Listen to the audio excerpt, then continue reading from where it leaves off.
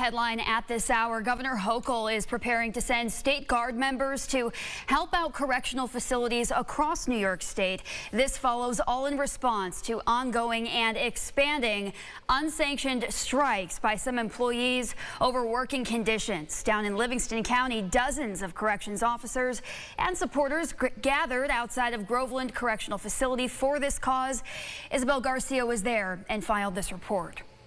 About safety. It's about safety. It's about keeping our guys safe. It's about letting our employees see the families. They're being mandated 24-hour shifts, 16-hour shifts, and that's before this started. David Washburn tells me he spent more than 2 decades as a corrections officer working here at the Groveland facility until last summer. He describes some of the working conditions he endured before he claims he was pushed out into retirement due to the new status quo. It was constant mandates. We were responding to medical emergencies all the time for inmate overdoses. It's a daily thing. Violence has increased tremendously over the last couple of years. This year, there was a record assault on staff and assault on inmates. It's not safe for anybody behind these fences.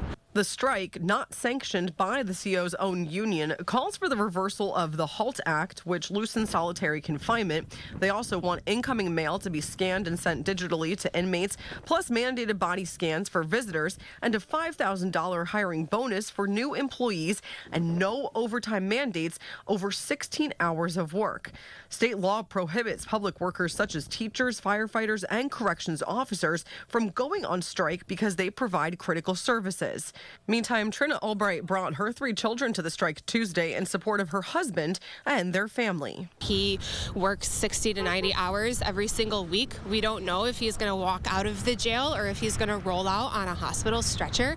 It's extremely scary. My kids cry, "Is Daddy coming home?" They wake up in the morning and he's already gone. They don't see my husband, their dad, for 3 to 4 days straight at a time. And this is not just like a once-off thing. This is all the time, weekly.